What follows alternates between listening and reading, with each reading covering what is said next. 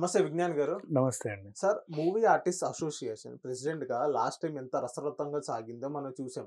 Election అనేది. అప్పుడు మంచు విష్ణు గారు సెలెక్ట్ అయ్యారు ఓటింగ్ పరంగా. అండ్ ఇప్పుడు ఏకగ్రీవంగా మంచు విష్ణు గారిని ఎందుకు ఎన్నుకోవాల్సొచ్చింది? మళ్ళీ ఎందుకు ఎలక్షన్స్ పెట్టలేదంటారు? యాక్చువల్లీ మూవీ ఆర్టిస్ట్ అసోసియేషన్‌కి ఎన్నికలు 1993 నుంచి స్టార్ట్ అయ్యాయి. ఆ తర్వాత అప్పటినుంచి పర్వాలేదు. కొన్ని కొన్ని సార్లు ఏకగ్రీవం, కొన్ని కొన్ని సార్లు ఎలక్షన్స్ ఒక రకంగా సాగేవి. 2019 ఆ ఎన్నికలు ఏంటో అసలు ఒక రకంగా సాగితే నెక్స్ట్ 2021 దానికి మించి అంటే ఇండస్ట్రీ పరువు కాస్త 2019 ఎలక్షన్స్ ఏమన్నా తీసాయి అనుకుంటే ఆ మిగిలింది ఇంకేమైనా ఉంటే మొత్తం 2021లో పూర్తిగా తీసి పడేశారు. ఎక్కడ ఉన్న నాట ఆట వాళ్ళందరూ కూడా చూసి సిగ్గుపడ్డారు. ఏంటి వీళ్ళు ఇలా ఉన్నారు దరిద్రంగా అని. పట్టుమని 1000 మంది లేరు, పిచ్చి కుక్కల్లా కొట్లాడుకున్నారు. ఇంకా చెప్పాలి అంటే ఇండస్ట్రీ పరువు వాళ్ళ పరువు అన్నీ తీసుకోగా ఇంకా ఏం మిగల్లా. అండ్ ఆ గొడవ చూసి మొత్తానికి సరే ఏదో రకంగా ఎన్నికలు అయిపోయాయి. మంచు విష్ణు కూడా అసలు ఏమని గెలిచాడు అంటే నేను మా బిల్డింగ్ కట్టిస్తాను, ఈ నిధులతో కాదు నా సొంత డబ్బులతో కట్టిస్తానని చెప్పి ఒక ఫేక్ ప్రామిస్ అయితే చేశాడు. ఆ 2 years తర్వాత ఏమైందో ఏంటో ఆయన అప్పుడు తప్పిపోయి తర్వాత నిదానంగా ఇప్పుడు మళ్ళీ వచ్చాడు. అంటే యాక్చువల్గా 2021 అంటే మళ్ళీ 22, 23 మొన్న అక్టోబర్ ఆ టైంలో ఎలక్షన్లు జరగాలి కానీ జరగల. అది కాస్త కొనసాగింపుగా ఇప్పటిదాకా వచ్చింది. ఏప్రిల్ కూడా వచ్చింది. ఇంకో 6 నెలలు 7 నెలలు అయిపోతుంది. ఇంకా 4 రోజులు అయితే మళ్ళీ సంవత్సరం అయిపోతుంది.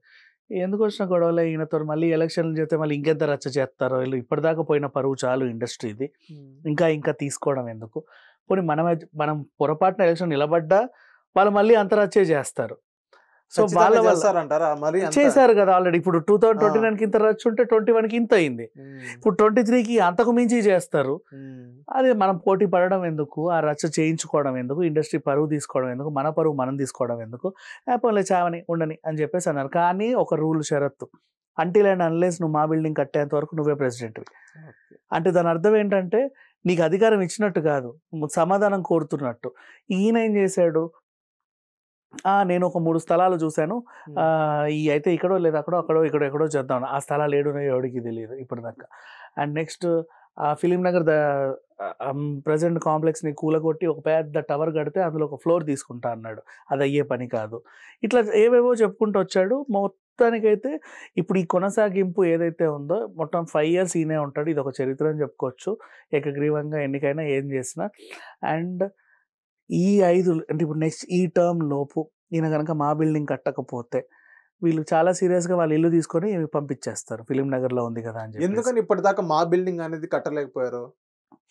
సొంత నిధులతో కట్టిస్తా అన్నారా మంచు విష్ణు గారు? ఇప్పటిదాకా ఎందుకని కట్టలేకపోయారు? ఫేక్ ప్రామిస్ వీళ్ళకి. అదే అంటున్నా, కట్టిద్దాంలే అని అనుకుంటారు.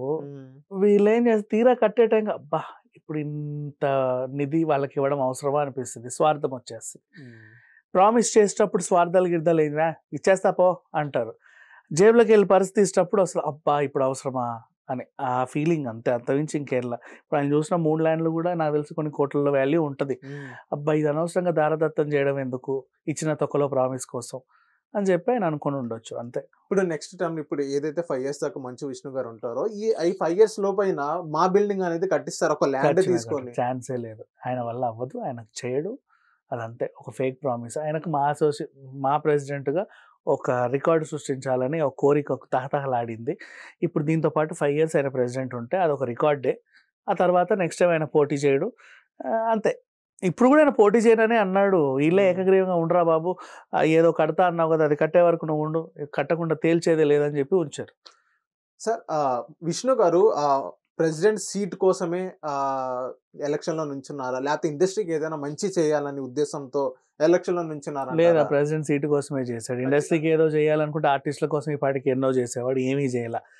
ఆయన సినిమాలు కూడా ఏదో తుతు మంత్రంగా సాగుతూ ఉన్నాయి. బట్ ఇట్స్ ఓకే, అంతలేదు. స్వలాభం కోసం ఊరికే అంటే అహం నెగ్గడానికి అక్కడ చేశాడే తప్పితే పోటీ చేసి నన్ను నిలబడినివ్వరా, నన్ను గెలవనివ్వరా, నేనెందుకు నిలబడదు, నేనెందుకు గెలవద్దు అని చెప్పేసి నిలబడ్డాడే తప్ప ఆయనకి అసలు ఏం చెయ్యాలో కూడా తెలియదు. ఫస్ట్ ఆఫ్ ఆల్ ఏదైనా చెయ్యాలంటే ఏదో తెలియాలి కదా, అది కూడా తెలియదు. అంటే ఇప్పుడు 2 years ఎక్స్పీరియన్స్ వచ్చింది కదా, ఏం 2 years నువ్వు అక్కడ కూర్చొని చేస్తాయి కదా. మొత్తం ఇండోనేషియా తిరిగావు, కన్నప్ప సినిమా అని ఇంకేదో చెప్పి ఆ హెయిర్ డ్రెస్సర్ని ఏదో అన్నావు, ఆయన నీ మీదకి దాడికి వచ్చారు, 6 నెలలు పారిపోయావు, మళ్ళీ తర్వాత వచ్చావు, మళ్ళీ ఆ హీరో నన్ను ఏదో అంటుండు అన్నావు, ట్రోల్ చేస్తున్నారు అన్నావు, మళ్ళీ పారిపోయావు, మళ్ళీ ఇప్పుడు వచ్చావు.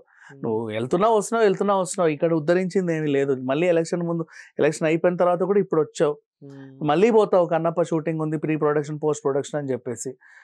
పీకేదే ఉండదు అక్కడ. Thank you sir. Thank you.